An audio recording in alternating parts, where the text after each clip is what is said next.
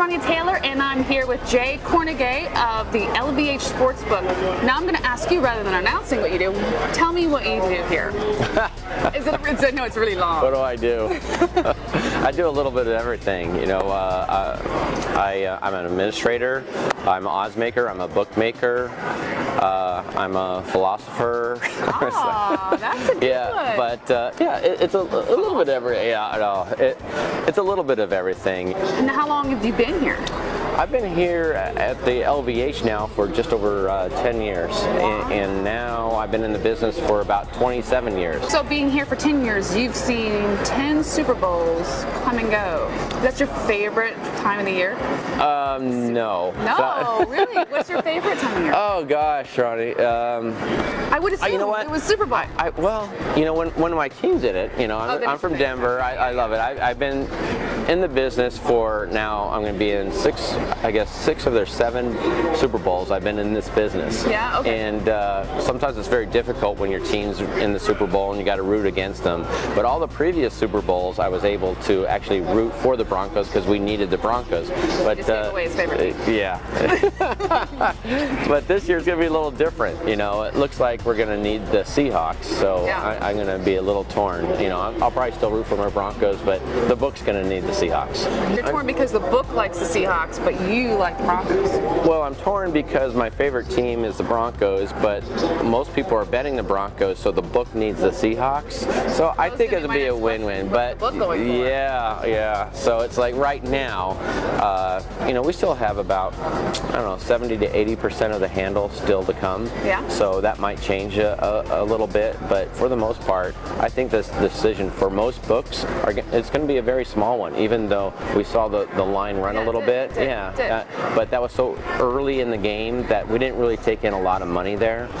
Most of the money is going to come in, like I said, this weekend, and I think there's some really big money on Seattle. By the time it's all said and done and the dust clears, I think the books are going to have a very small Super Bowl decision. Okay, now 4 of the 5 previous Super Bowls had the number 1 offense against the number 1 defense. Mm-hmm. So, and it went for the defensive team. So what do you think?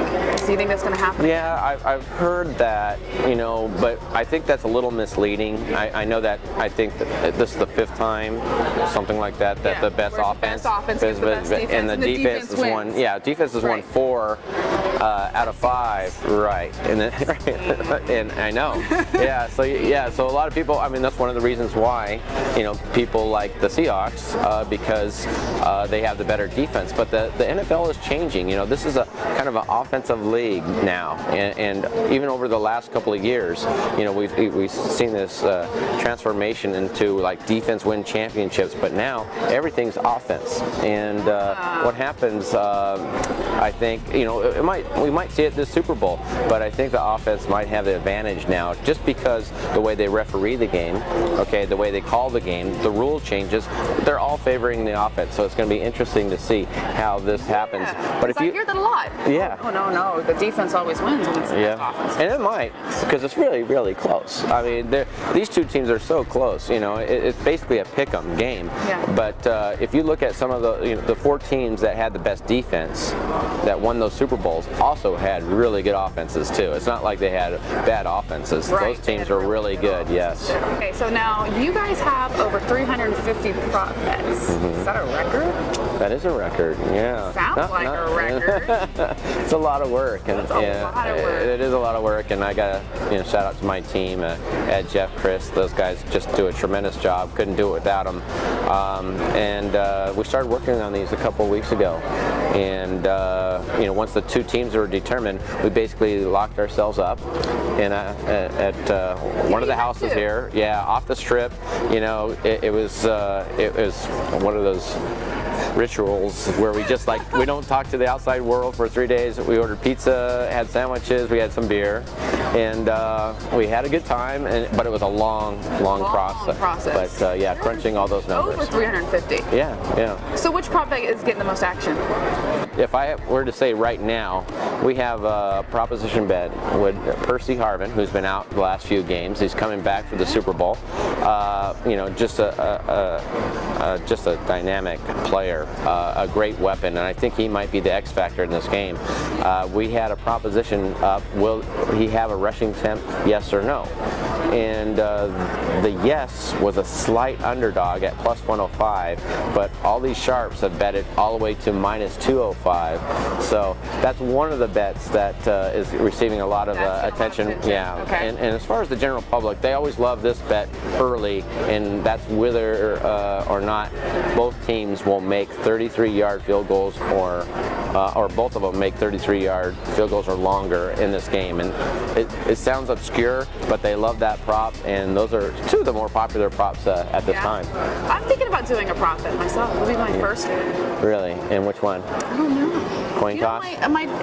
Probably. And if you were to bet the coin toss? And she did first touchdown. Oh yeah, that's actually the most popular I would prop. think that's the most popular. Yeah, because she's a Broncos fan. Yeah, Well, okay. she's a Niners fan. Okay. But now she's rooting for the Broncos against Seahawks, like a lot of people. Yeah. Well, that's good. That's like it's an oldie but goodie. I'm taking first touchdown. Oh yeah. Broncos. That's why we made these things up, because in the early 90s, when you're Niners and we're kind of kicking everybody's butt, those games were boring. In fact, you remember that Broncos 55-10 debacle against the 49ers. But during the early 90s, the games were really boring, and so we came up with all these propositions to make it more entertaining. Yeah, that's why. Yes, that's what it was. Yeah, and back then there was only maybe 20 props a game. Yeah. And back in '95, when the 49ers played the Chargers, that was a 19.5-point spread, and we knew that game was going to be boring, so we just came up with additional 100 propositions that wouldn't be decided until later in the game. Kind of kept everybody in the seats, and the rest is history. It's really a fun, entertaining time. When back in the day, prop bets used to be called the sucker bets, but now everybody's more comfortable. The public will bet more on the propositions than the game itself. Yeah. So if I do a prop bet, which one should I do? What do you recommend? Oh God. Well, which one would you do? I don't know. I make them up. There's so many. It's a crazy amount.